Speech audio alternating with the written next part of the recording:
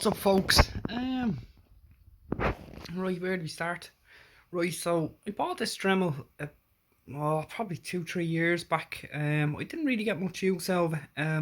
What happened was the switch went on the back. You can see it's kind of flappy. Anyway, I was going to bin it and I said, you know what, I'll take the screws out of it, which I have. Took the top off, just screwed all the top off, and I took the screws out of it. So let me see, where am I? I said we'd have a quick look and see can we do anything with it. As I said, the switch here is gone, as you can see. You tip it forward, tip it back, nothing. It's just dead. There's no click on it, so rather than throw it out, I said I'd try and have a look at it and see what I can do.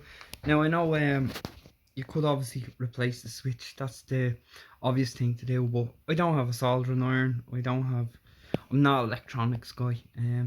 What I did do was I took a screwdriver just while I was while I had it apart, and I just stuck it here to see what it doing,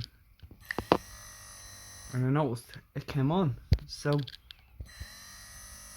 I'm wondering if I snipped the switch off here. As I said, I don't have a soldering iron, so I'm thinking if I ran a wire from these and left the trailing out the back like a tail, and I could tip them together and maybe sellotape them together when I want to use it or something like that.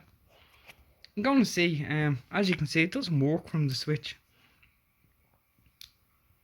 so I'm not electronically minded at all. I'm just going by what I can see. I do know the obvious thing is to get the switch off and put a new one on, but sure, look, just for the sake of not throwing her into the bin, I'm just seeking a hack it. Right, I'll let you know how I got on. Right, okay guys, so we took the switch off, pulled her off with the pliers. That, as you can see, look, if this thing will focus, it's kind of like it just flaps, there's no click. Look, I'm not sending off for the switch, I'm waiting for weeks and this and that. I'm just going to do something that suits me. So what we done was took the switch off. We got a bit of wire. We added the 2 wires down this end, and we added that wire up that end. So what we'll do then next is I'm gonna do this with one hand. I'll show you. This used to be easier when I was hot wiring. Mazda 323s and Ford Escorts back in the day. They were easier to do that. So here, okay, so there you go, show you. Two wires together, hold on. Fuck, this is hard to do with one hand. Anyway, we'll get it either way. So cross the wires, and here we go. Just back up and running. You can see the motor spinning. Just back up and running. So at this point, what we're going to do is I'm going to tape all this down, the wires, and I'm going to put a little tail out the back where the switch used to be. As I said, look, I didn't want to throw it in the bin, so we'll get another use out of it. And right, let's tape her up, screw her up, and see what the story is.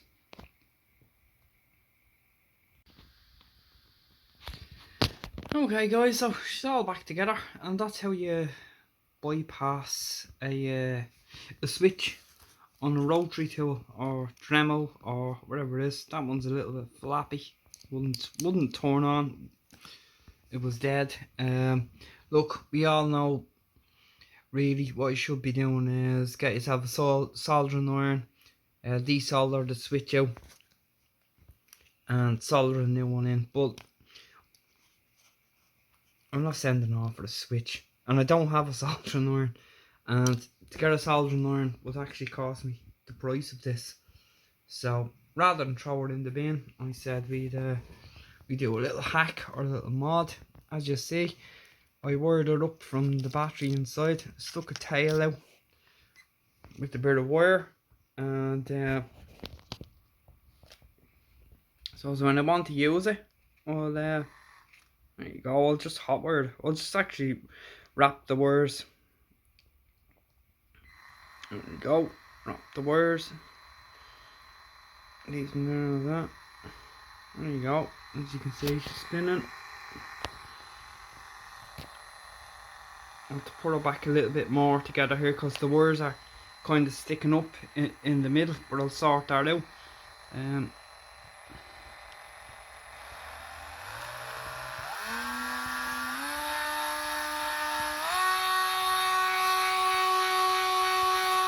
Back to now. Happy days. No, as I said,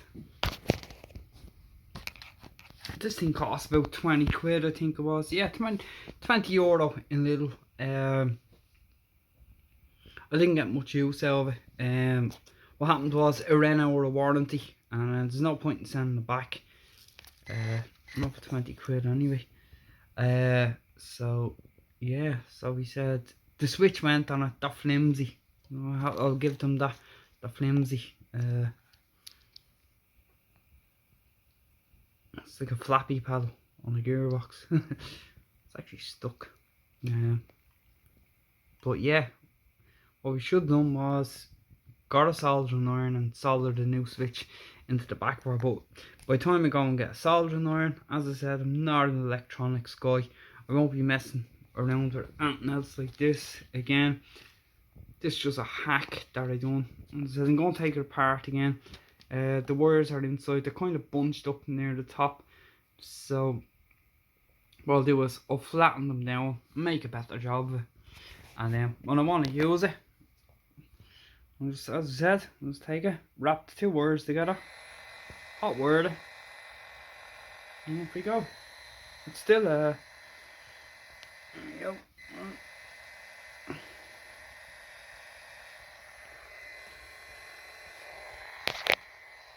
Still hands free with a tail. But anyway, so yeah, that's it folks, hope you enjoyed. As I said, we didn't go the proper route to it, but look, didn't want to throw it in the bin. I'm going to screw this all back down now and tape inside all down, put it all back together properly, because as I said, just done a quick video for you just to show you how to bypass the switch on it if that ever happens to you. And I said I didn't get long out of mine, so I'd take the switch out, bypass it, put a little rat's tail on it, bang, job done. Okay folks, thanks for watching.